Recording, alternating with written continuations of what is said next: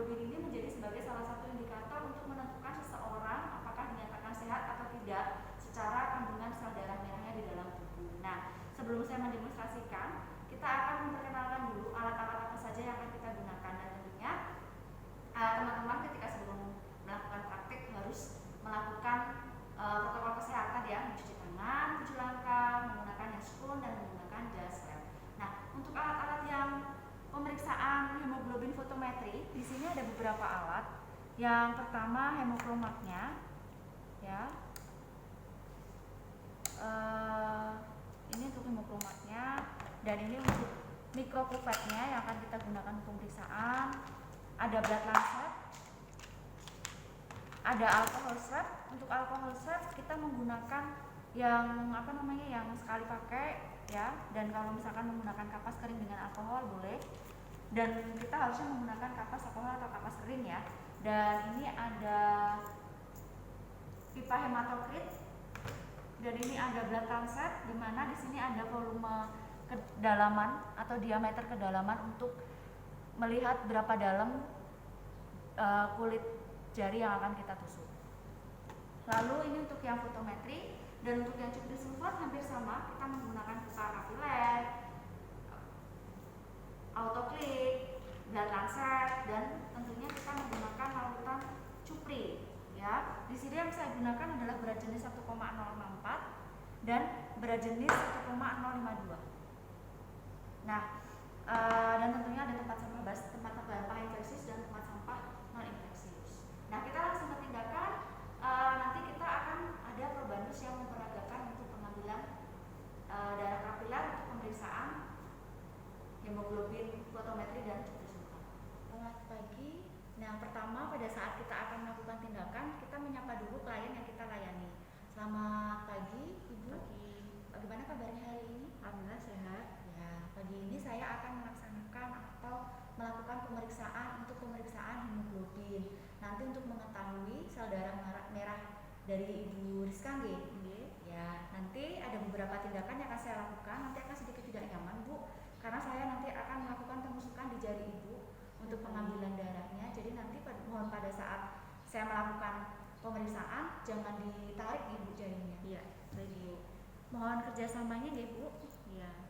Nah, lalu kita menyiapkan alat-alat. Pipa hematokrit kita keluarkan, kuvet kita buka. Jadi khawatirnya nanti kalau kalian belum disiapkan semua nanti enggak gendandapan ya, atau ini bingung. Nah, lalu kita pasang blood lancet ya. Ini jangan dibuang, nanti yang di akhir akan kita gunakan untuk menutup. Nah, kita sesuaikan dengan volume diameter dari kulit yang akan kita tusuk. Bisa 3, 4, 5 sesuai dengan kondisinya.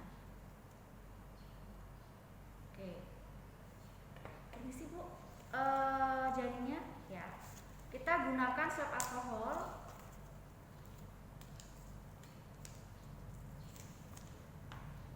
Sambil kita urut bagian jari yang akan kita lakukan pemeriksaan.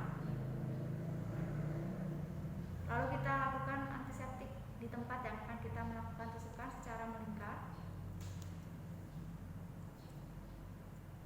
Lalu kita memberikan penekanan dan kita tusuk di bagian yang tidak terlalu ke bawah, tidak terlalu ujung ya, namanya kapiler.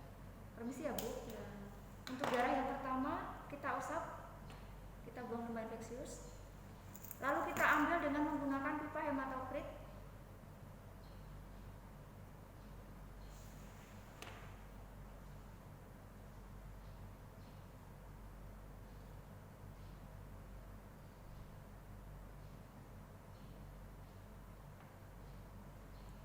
Tiga per 4 tabung ya.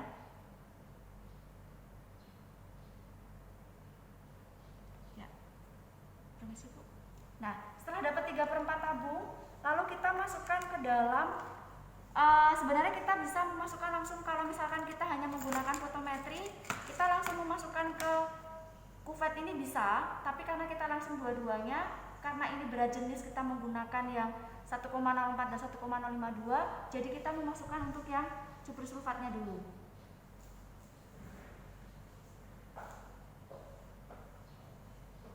Lalu baru yang kuvet.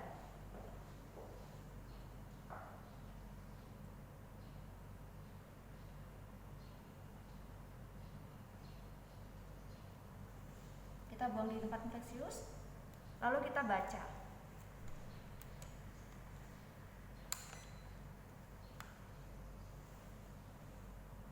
Ya, untuk di fotometri hasilnya adalah 12,2 gram per desiliter.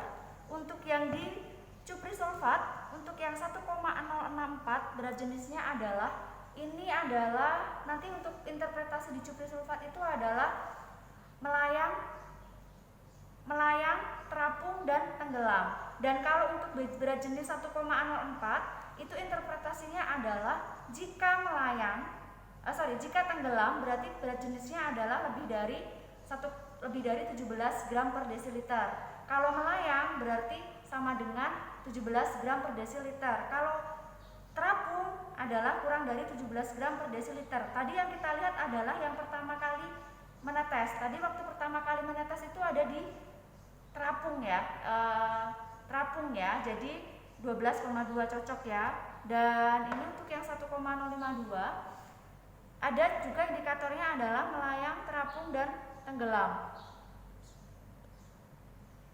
Persis. Ya. Nah, setelah kita melakukan pemeriksaan untuk fotometri,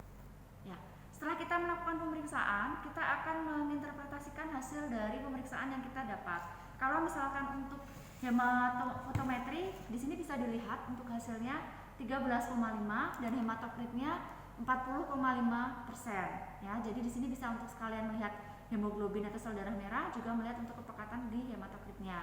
Lalu untuk melihat di 1,062 dan 1,052 dan 1,064 itu adalah indikatornya adalah yang pertama adalah terapung,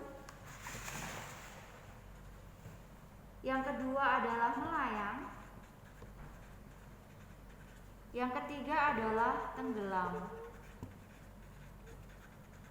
Nah, untuk berat masing-masing berat jenis itu berbeda. Jika untuk yang berat jenis 1,052, untuk yang terapung, jika nanti mendapatkan dengan kondisi yang 1,052 itu yang terapung, jadi nanti mengambang di sini, itu artinya adalah hemoglobinnya kurang dari 12,5 gram per desiliter. Jika melayang atau berada di tengah-tengah, itu adalah sama dengan HB-nya sama dengan 12,5 gram per desiliter. Jika tenggelam seperti ini, berarti HB-nya adalah lebih dari 12,5 gram per desiliter. Dan untuk yang berat jenis 1,064, untuk yang terapung nanti biasanya ada di atas ini. Terapung itu adalah berat jenisnya berarti kurang dari 17 gram per desiliter. Tetapi kalau melayang ada di tengah-tengah itu sama dengan 17 gram per desiliter. Jika tenggelam adalah lebih dari 17 gram per desiliter. Karena ini tenggelam berarti 17 gram per desiliter. Untuk pemeriksaan ini harus cepat ya, karena pada saat kita melakukan penetesan itu akan langsung menetes ke sini dan langsung kita lihat apakah dia terapung, melayang, atau tenggelam. Karena untuk kondisi-kondisi tertentu kadang pemeriksaan itu sel darah merahnya akan langsung mengendap di bawah kalau kita terlalu lama melakukan pemeriksaan, karena ada berbagai macam faktor, dari mungkin kondisi larutan, sel darah merah, dan lain-lain. Jadi memang ketika begitu langsung meneteskan itu langsung diamati. Dan metode ini adalah metode kualitatif, artinya subjektivitas dari pemeriksa itu sangat tinggi. Jadi jika kita akan melakukan pemeriksaan ini, alangkah baiknya kita kombinasikan dengan pemeriksaan ini. Dan untuk pemeriksaan yang biasanya sering kita gunakan sekarang adalah yang fotometri, karena fotometri begitu dilakukan pemeriksaan langsung keluar angka dan lebih objektif ya. Kalau ini kan subjektivitas orang tinggi menginterpretasikan yaitu melayang, terapung, ataupun tenggelam. Nah, setelah kita menemukan hasil, kita bisa menyampaikan ke kliennya HB-nya kondisinya berapa, apakah dalam kondisi sehat atau dalam kondisi kurang sel darah merah yang mengarah kepada anemia. Nah, setelah itu kita merapikan peralatan,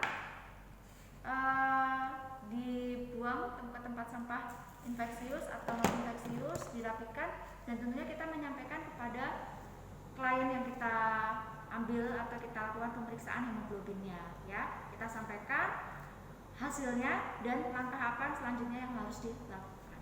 Sekian demonstrasi untuk pemeriksaan hemoglobin kita hari ini. Terima kasih, semangat, tetap selalu belajar. Assalamualaikum warahmatullahi wabarakatuh.